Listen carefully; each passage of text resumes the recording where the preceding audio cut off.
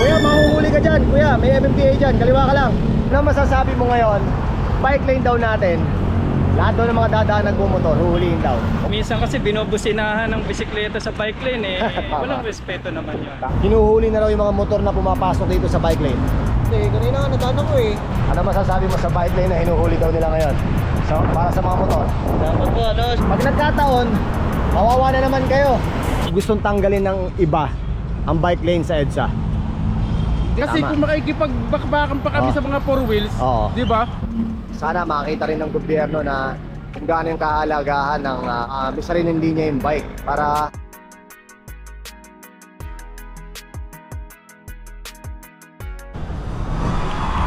ayun na nga mga master. Ayun na oh. Nagayang pagbabalik sa ating paglalakbay. Ngayon mag-ride tayo ng napakainit at napakalamig. Kumustahin lang natin yung lagay ng bike lane sa EDSA ngayon kasi may implementation na ngayon ng EDSA. So ngayon, mag-EDSA loop tayo. Kumustahin natin yung mga MMDA at ibang mga reaction nila tungkol doon. Right? Let's go!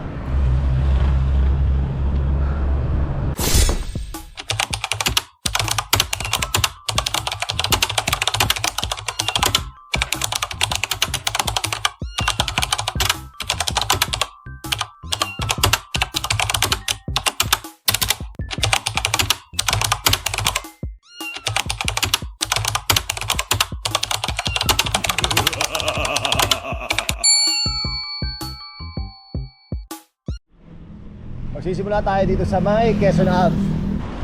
Tapos tingnan natin kung ano yung mga reaksyon ng mga motorista. Tingnan natin, baka may mga interview tayo dun.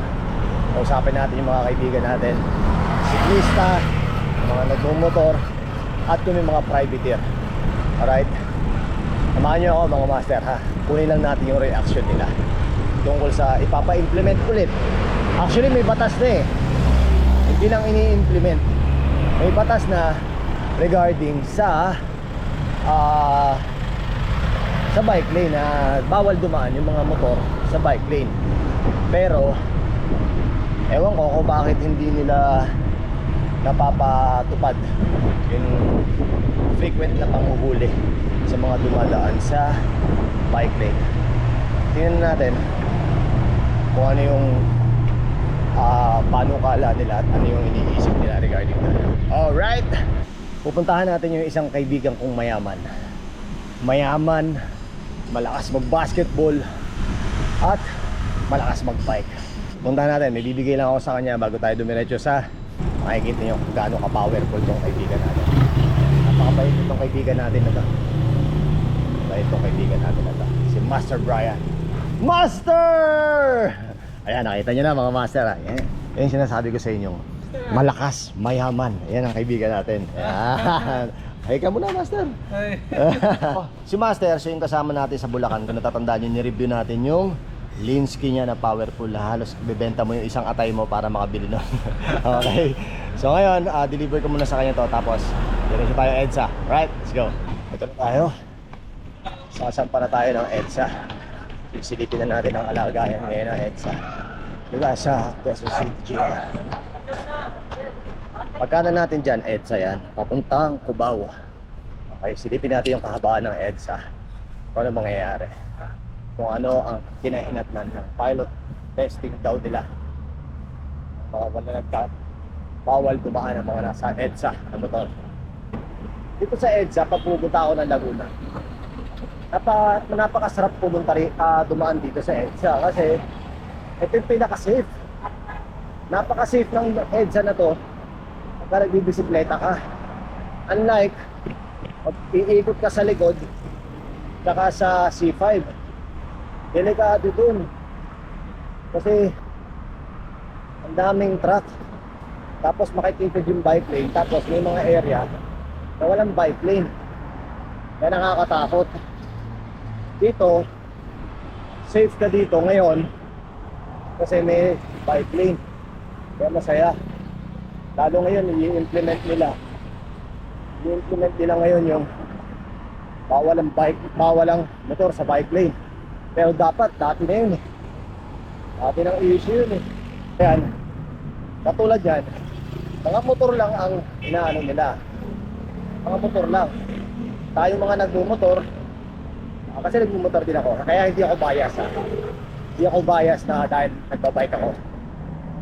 May mga taxi na tumitigil sa gilid. Diba? May mga taxi na tumitigil sa gilid. Sa bike lane mismo, pero hindi hinuhuli. Na dapat hinuhuli yan. Kasi hinaharangan nila yung bike lane. Ngayon lalabas tayo. Yan o. Ito, especially dito sa Cubao. So ngayon, since may harang yung bike lane, lalabas ako ngayon. Ito ngayon sila. Diba? Hindi nakikita ng MMDA yan. Diba? So itong kahabaan na to, puro taxi yan. Ayan o. Meron pang privateer. Nandito pa lang tayo sa Cubao niyan mga master ha. Tingnan nyo, may nakita na kagad tayong loophole na ginagawa kahit pa paano ng MMDA na dapat kung lahat kung huhulihin nila yung nagmumotor dahil dumadaan sa bike lane, hulihin din nila dapat yung mga tumatambay na taxi or mga privateer sa bike lane. Wala eh, oh. May tumadaan pa rin yung motor eh. Oh. Diba? May tumadaan pa rin motor sa ano natin, sa daanan natin. So, ganun pa rin talaga. Oh, may MMDA dun sa harapan. Oh. Makakita yun ha. Hindi niya inuhuli. Diba? Ayan oh. Kitang-kita nyo, ayun yung MMDA. Ito yung motor, nasa bike lane. Oh. Diba? Wala, kakanan siya.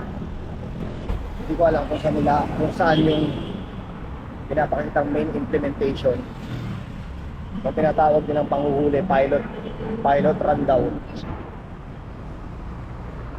So may mga limit din sa EDSA na hindi mo alam kung saan yung may manghuhuli, saan yung wala. So dito sa kahabaan ng Cubao, walang nanghuhuli, diba? Diba? Pato. Sa pato. Tingnan natin ngayon. Hindi sila dumadaan. Kuya, mahuhuli ka dyan. Kuya, may MMDA dyan. Kaliwa ka lang. Maraming salamat kuya. Thank you. So, sila yung dito yon. Ito yung mga yung nagbabantay. Kuya, ano masasabi mo sa bike lane na hinuhuli daw nila ngayon? So, para sa mga motor. Dapat po, share the road na lang po. Share the road, no? Opo. Pero pagka traffic, share the road, no? Pagka maluwag, okay lang. Okay lang. Oo. Okay. So, paano naman yung sinasabi nila sa mga meron daw kayong linya dito sa gitna ng EDSA ng motor? Paano daw yun? Meron po. Linya daw kayo ng motorsiklo, hindi nyo daw ginagamit, sabi daw nila. Wala nga po kami nakikitang linya. Oh. Kita nyo, may wala sila nakikita. So ako, nagmumotor din ako, nagbibisikleta din ako. So alam ko din yan, meron din akong kotse. So alam ko din yung hinaing ng mga kaibigan natin. So, nahuli ka na ba? Di pa po. Di pa naman, sa awa ng Diyos. Yung kaninang lalaki dito na nasa unahan mo, nakita ko kakanan eh, kaya sinabihan ko kagad eh. Sige, mag-ingat kayo ha. Kaya, Sige po, ingat po. So isang punto de vista naman mga master. Tama naman talaga eh. Share the road. Di ba? Mag-share tayo sa road. Pero wag naman sa punto na may maka-aksidente dahil sa nagpamadali kayo. Wala namang kaso eh. Kahit magsama-sama tayo sa isang linya. Kaya lang, syempre, bigyan natin ng priority yung tinatawag natin may sariling linya. Okay? So ngayon, kung nakikita nyo, masyadong malaki itong malapad yung linya para sa mga nagbibisikleta, i-comment nyo dun sa i-comment nyo dun sa MMDA mismo. Ihinain nyo. Huwag nyo nang minumura yung mga nasa pwesto. Huwag nyo nang minumura yung mga nasa posisyon. Hindi naman ganun kadali ang mag-organisa, magpatupad ng batas. O mga sir. Eh kung ganun din lang pala kayo karunong, ganun kayo kagaling, di sana tumakbo kayo. Di sana kumandidato kayo, di sana nag-apply kayo. Diba? May mga kanya-kanya tayo mga panukala at may mga kanya-kanya tayong belief na kung ano yung makakaganda, kung ano yung makakabuti para sa daan. Actually, iisa lang naman ang layunin natin lahat. Iisa lang naman ang gusto natin lahat. Iisa lang yan. Siyempre, iisa ang gusto natin, ang magkaroon tayo ng ligtas na daan at magkaroon tayo ng mabilis na daanan. It so happen lang talaga na napakarami kasing sasakyan dito sa NCR. Kaya kahit anong gawin mo,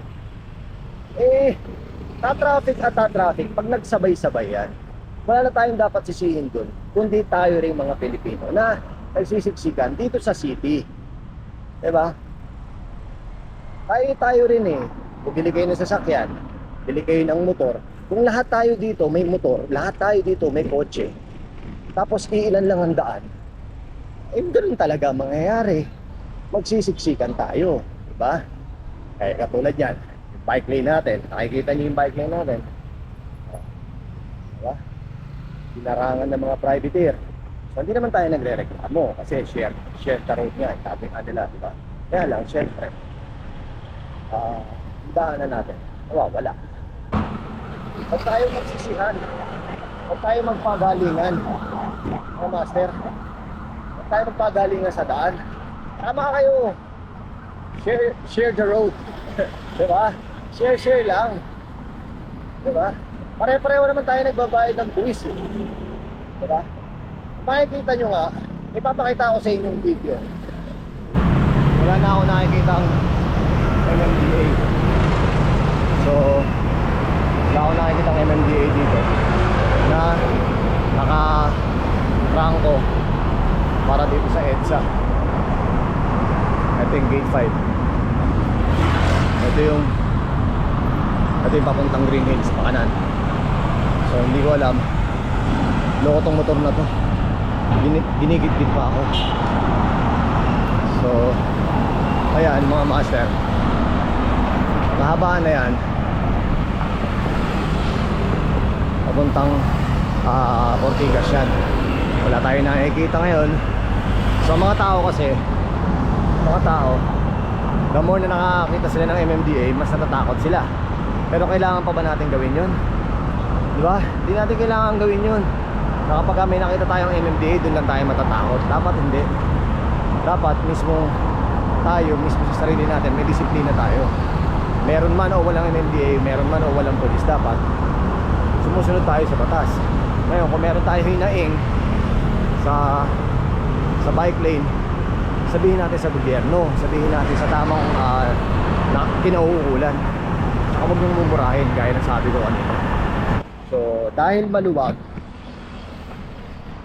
hindi sila pumapasok dito. Hindi pumapasok dito yung mga motor. Diba?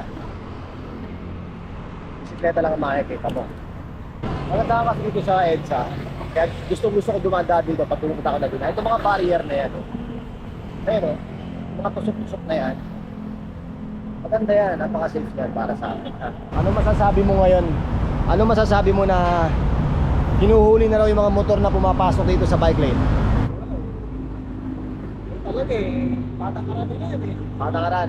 So okay lang sa'yo na pag may dumaan, napadaan ka dyan, bigla kang hinuli. Tapos traffic. Nadaan ka na ba sa bike lane? Kanina nga nadaan ako Oo, tapos Tapos kahinuling kasama ko tropa nahuli. Nahuli Talaga, magkano ba tubos pag ganyan? Pero ikaw, hindi ka pa nahuhuli sa ganyan. Kanina nga motoy. Hindi pinagbigyan Ayos, at least no. Pero ano, pero ikaw, okay lang sa'yo na yung mga motor wag padaanin sa bike lane? Kasi ako nagmumotor din ako, kaya di ako bias. Motor, bike, okay lang sa akin. Pero pagka matinding traffic, Dapat talaga. ano nila, Share na lang ng road, no? Oo. Wala naman tumaga na bike, pwede naman yan mahirap naman yun. Tama. Pero kuya, pag dumadaan ka sa bike lane, tapos traffic, kumusta ba? Binibigyan mo ba ng importansya yung mga nagbibisikleta? Pinapauna mo ba o nauna ka? Siyempre sila priority dyan Okay. Siyempre dapat bigyan sila. Kita nyo mga master. Kuya, maraming salamat So ngayon, actually dalawa na yung mga na-interview natin. Na okay naman sa kanila, pabor naman sila. So, sa pag-implement. Tama naman sila Tama kami. Share tayo ng road dahil pare-pareho naman tayo nagbabayad ng tax. Di ba kuya? Okay. So maraming salamat kuya. Hindi naman talaga naman talagang masama na dumaan sa bike lane yung mga motor, mga nagmumotor kung traffic. Wala naman talagang masama doon. Okay lang naman yun, kahit naman sino eh. Kaya lang, ang point doon kasi, huwag lang sana makakadisgrasya yung mga dumadaang nagmumotor sa bike lane. Kasi nangyayari, na best ko rin naman naranasan yan, na nadali ako ng motor, ginit-git ako. Diba? So nakita nyo yung balita na natin? So magandang balita yun para sa atin, diba? Magandang balita yan. So kasabay tayo nagbabike. Si Kuya. Sama natin nagbabike. So, parehas kami nandito kayo sa crossing. Chill ride lang.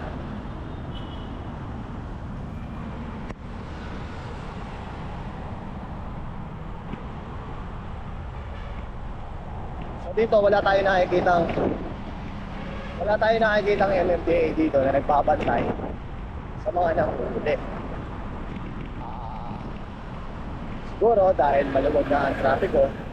Pero ba dapat kahit di maluwag o maluwag ang trapiko, dapat may nagpapantay. Pero gaya nga nasabi ko sa inyo, dapat di na tayo binabantayan. Diba? Di na tayo dapat binabantayan. Dapat tayo na rin mismo ang sumunod. Alam nyo kasi mga master, kaya pinapatanggal ng mga bus company yung bike lane na ito. Gusto nila kasi mangyari, natatandaan nyo dati, nung wala pang pandemic, yung mga truck na yan, yung mga bus na yan, yung mga bus na nandun, yan, paglabas ng Mega Mall, lahat ng mga pasahero nandito. Lahat ng pasahero nakakalat na dyan. So lahat sila ngayon, kung saan sila magsasakay, kung saan sila magbababa. So ngayon, napaka-traffic dito sa kabuuan ng buong EDSA na yan pagka rush hour. Okay? So ngayon, pinapapatay nila to. Pag pinatay nila to, pag napatay nila tong ano na to, itong bike lane natin, automatic, pwede silang mag kanan, sakay baba. Diyan sa EDSA, dito sa kahabaan na to. Diba? So ngayon, yung traffic na sinasabi nila na nakaka-traffic daw ang bike lane, hindi nakaka-traffic ang bike lane, mga master. Mapapansin nyo, kakapiraso lang ang kinakain nito. Pero kapag ang bus kumain yan sa gitna hanggang sa kalahati ng buong EDSA, kakainin yan. Okay, so hindi nakaka-traffic ang bike lane, mga master, ha?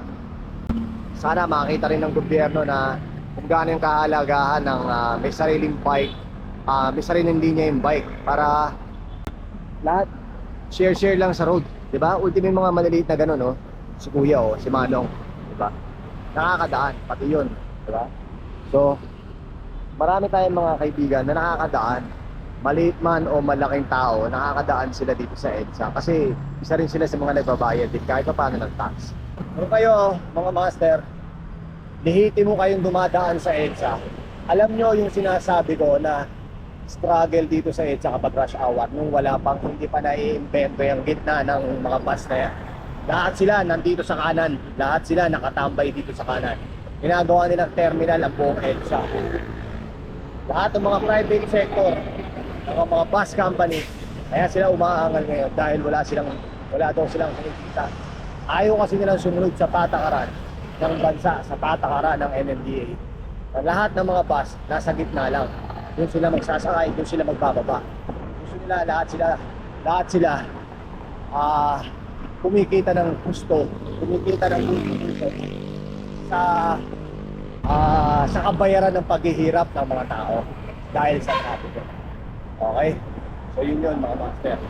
Kaya yun ang gusto nila. For the sake na kumita sila ng malaki kahit mahirapan yung mga ibang mga nagmotorista na traffic. Yun ang ginagawa, yun ang gusto nilang mangyari. Di-petition daw nila na patanggal tong tong bike lane. Ay nako, pagka nangyari yan mga master, maniwala kayo sa akin, tapon tayo dyan. Kaya ano nangyari? Ha? Hindi nakapagpakas. Ito meron dito. Kung may tali lang ako, hinatak na kita eh. Kaya lang wala akong tali eh. Kaya pagbaba dyan, may Shell, tsaka merong ano, Petron. Sige, sige. Ingat ka ha. Alright.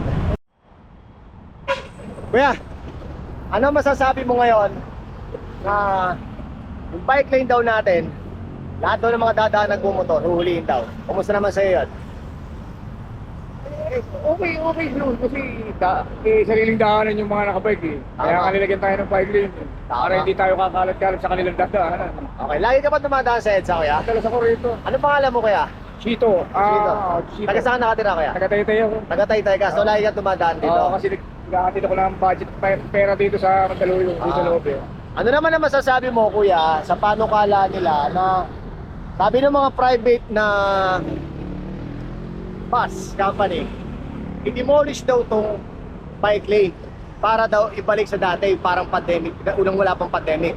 Ano masasabi mo doon kuya? I-demolish daw kasi bawal daw sa ang bike sa mga main road gaya na to.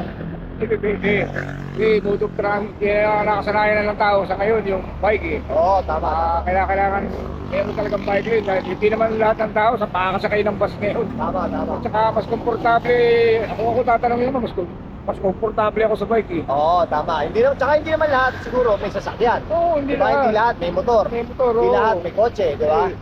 Ako mas papurukot dito na dinilay-demolish.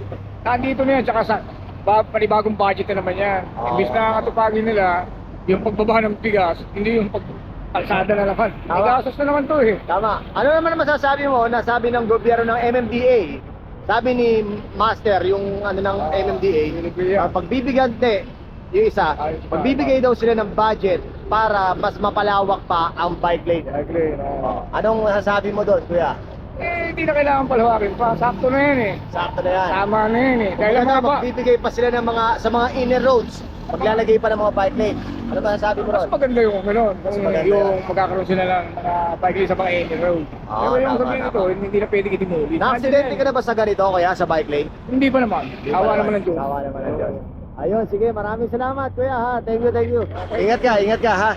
Andito na si Chito Miranda. Andito na si Cloud9. So, si Kuya Chito, pangalan niya Chito. Ako, ang apelido ko Miranda, Rafael Miranda. So, ako si Chito, siya si Chito, ako si Miranda. Chito Miranda. Alright. So ngayon, magkakape kami ngayon. Magsusoft drinks lang kami. Kuya Chito at magkukwentuhan ng ilang mga bagay-bagay, kuro-kuro. Napakasarap na kwentuhan ito ni Kuya Chito kasi veterano to. Veterano sa bisikleta. Okay? Let's go. Sama kayo sa amin ha. Sarap kausap si Kuya Chito kasi veteranong siklista na to. So sa mga taga-Taytay dyan, mga master, maraming salamat sa lahat ng mga sumusuporta kay Kuya Chito sa kanyang pag-therapy. Maraming salamat sa inyo lahat ha. Yan. Good luck lang at ride safe palagi. Mga taga-Taytay, mga malalakas mga taga-Taytay kasi puro ahon dun eh. Diba? Kung mapapansin mo kuya, dati nung wala pang pandemic, lahat ng bus, pagka magsasakay, puro pakanan. Para pumikap ng pasahero, para bumaba. Kaya nila gustong i-abolish yung bike lane. Diba? Kasi pag may bike lane, hindi sila basta-basta pwede magsakay. Hindi pwede basta magbaba. Kaya kang ginawa nila, Sa gitna, tapos yung bus, no? station by station na. Mas okay naman yun eh.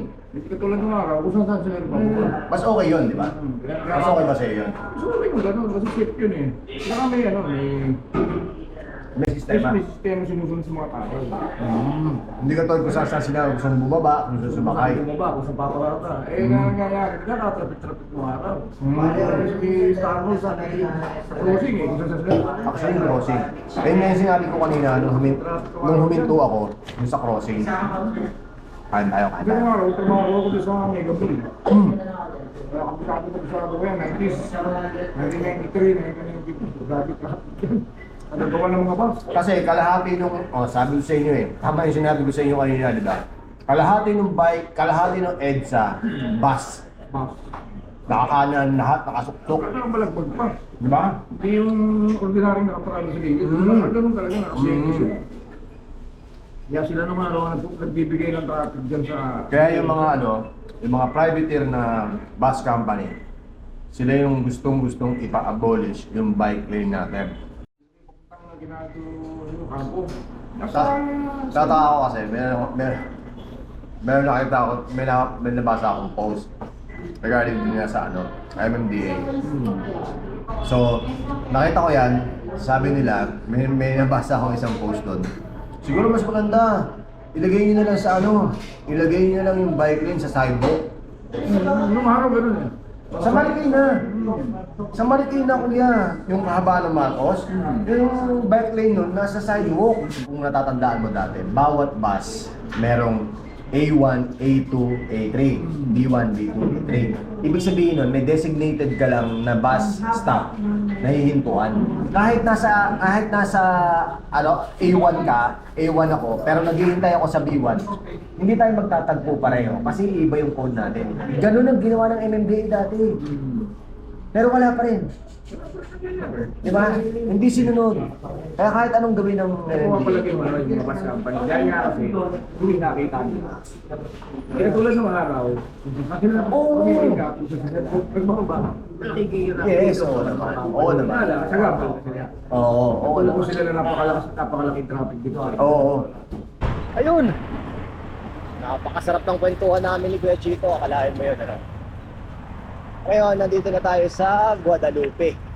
So, sa nakikita ko, mukhang wala naman ng wala na ako nakikita ng mga MMDA dito.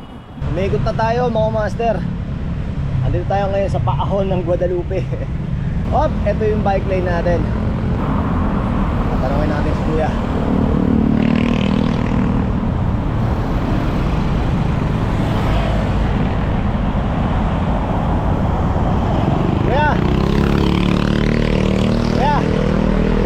Kailan ang implementation ng bawal dumaan ang mga motor sa bike lane? Bukas. Matagal na yun no? Bakit sa balita full implementation daw, pilot? Bukas. No? Pero bakit di na-implement no? So si Kuya, siya nagbabantay dito sa EDSA para sa traffic violators. May nakita ka na ba dumaan dito kaya wala pa? Takot no? Bukas yun. Kasi maluwag pa no? Pagka nag-traffic yan sigurado yan Okay. So tama yung pagkasabi natin kanina. Walang dumadaan kasi wala pang traffic. Pero pagka nagka-traffic, sigurado yung mga motor dadaan dito sa bike lane. Alright. Baba, para bumalik sila sa kanan, no? Sakay, baba. Pag nagkataon, kawawa na naman kayo, no? Manguhuli na naman kayo ng mga makukulit na bus, no? Kaya maraming salamat Ingat ka Kuya. Ay. Si Kuya mukhang veterano ng MMDA. Dito siya para manghuli ng mga violators. Dito sa crossing, karaniwan. Pero papalik na tayo ng crossing. Dito na tayo sa may northbound. Wala ka na makikita ng MMDA dito. Bukod doon kay Kuya doon na nasa Guadalupe kanina. Yun lang. Ito na ang dilema. Asan na yung bike lane natin? Yun lang.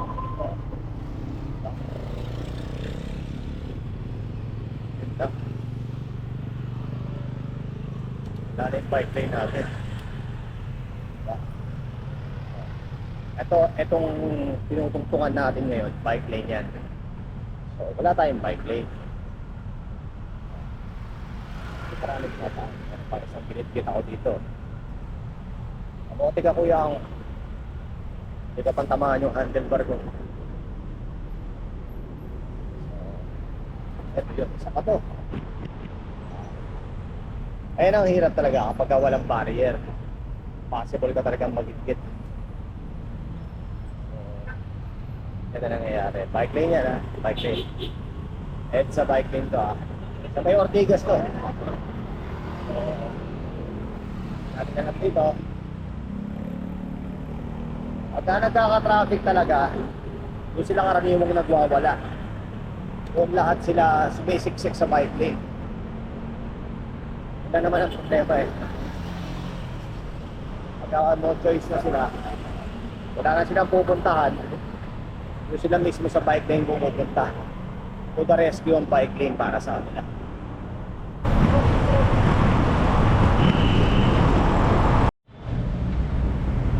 Kuya, easy ka lang kuyang. Kuyang, easy ka lang. Huwag kang tumawid ha kuya ha. Huwag kang tatawid. Huwag mong subukan kuya. Huwag kang tatawid. Kalma lang kuya. Nako, nako kuya. Kuya, huwag kang tatawid kuya. Nako, nako kuya. Nako, nako, ayan na si kuya. Tatawid kuya, wala pa tayong go kuya. Nako, kuya, ayan ang sinasabi ko. Nadalo. Mukhang aabutan na nga tayo ng ulan ah.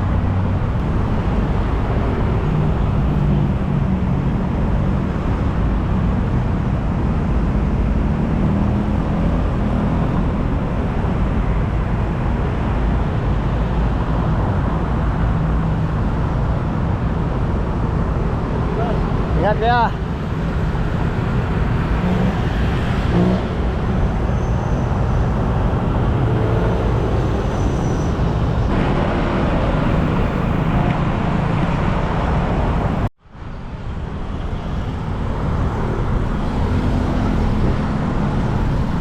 Tayo dito. Hoy! Ayun na, mga master. Sa nakita natin ngayon dito sa kahabaan ng EDSA, kung mapapansin nyo, hindi mo makikita yung difference ng may bike lane tsaka walang bike lane kasi holiday ngayon, so wala pang gaanong dumadaan sa mga bike lane kasi hindi pagkitkitan. Pero bukas, ang sabi nila, sigurado bakbakan yan. Kuya, ano masasabi mo sa bike lane dito sa EDSA? First time ko nagdaan dito na ganitong oras. Taga Okay saan ka, kuya? naman. Taga Marikina naman Taga ako. Marikina ka, okay. Okay naman. Pero, As long as pero, maingat naman tayo. nakapunta ka na rito ng hindi holiday kasi ngayon holiday ngayon, diba? Oh, usually kung hindi holiday, weekends eh. Oo. Bakbakan kasi dito kapag Oo, ano. super traffic So dyan. ngayon, Oo. ni-implement nila ngayon, huhulihin daw ulit nila yung mga dadaan na motor sa bike Sa lane. bike lane. Ano, okay ba sa'yo yun? Okay rin naman kasi iba yung takbo ng motor sa bisikleta eh. Oo. Minsan kasi binobusinahan ng bisikleta sa bike lane eh. Tama. Walang respeto naman yun. Tama. Anong name mo, kuya? Ako si Arwin. Oh, si Hello. Kuya Arwin, taga Marikina si Kuya Arwin. So, sa ngayon, safe ka naman. Safe ngayon. Oo. Ayos. Kasi konti lang sasakyan eh. Eh, ano masasabi mo, kuya, sa sinasabi nila na dapat daw buwagin na yung bike lane sa EDSA? Pabor ka ba doon? Hindi? At the moment, napakahalaga noon ng mga nagba-bike to work. Oo, So siguro, huwag tanggalin ng bike lane, pero yung imaginary line andun pa rin para sa bike lane. Para sa bisikleta. Pero tingin mo, Pero- safe ba yun kahit imaginary lane pa rin? Eh, alam mo naman eh, pag walang disiplina, yung mga may disiplina, nadadamay. Dapat talaga mindset lang. Correct. Yung mindset Yung ng tama. taong baguhin. Oo, diba? bawal ang Yung kamote mindsetting. riders, ika nga. Tama. Oo. Ayun, Kasi- sige. Maraming Sige. salamat, kuya. Ingat, bro. Maraming salamat. God bless. Thank you. Sa ating paglalakbay ngayon, nakita natin na bawat isa sa atin ay may kanya-kanyang opinyon sa bawat pamamalakad na ginagawa ng gobyerno upang mapabuti ang daan para sa ating mga motorista, siklista at mga pampublikong sasakyan. Hindi na mahalaga kung sino ang marami, kung sino ang dapat bigyan ng prioridad ng gobyerno sa daan na ipinaglalaban natin. Dahil ang importante, lahat tayo nakakagamit at nakikinabang sa daan na binabayaran ng ating buwis. Mahirap man, mayaman man, lahat tayo ay pantay-pantay at may karapatan sa paggamit ng kalsada. Share the road, ika nga nila. Dahil kahit anong gawin ng gobyerno, pabor man sa isa o hindi tayo makukontento hanggat hindi natin nakikita ang gandang ginagawa ng gobyerno para sa atin kung tayo ay negatibo. Baguhin man nila ang pamamaraan, baguhin man nila ang batas, kung tayo mga motorista at siklista ang problema at patuloy na hindi susunod sa batas ng kalsada. Hindi matatapos ang ating mga suliranin sa daan kung tayo ay walang disiplina. Baguhin natin ang ating kaisipan, hindi ang batas. Baguhin natin ang ating sistema sa sarili, hindi ang batas. Baguhin natin ang maling nakasanayan, hindi ang tamang batas. Baguhin natin ang ating mali sa sarili pagdating sa kalsada, nang sa ganun makita natin ang ganda at ayos ng sistema sa kalsada. Dahil ang tanging nais lang natin, ikaw, sila at ako ay magkaroon ng ligtas, payapa at mabilis na paglalakbay saan man tayo magpunta.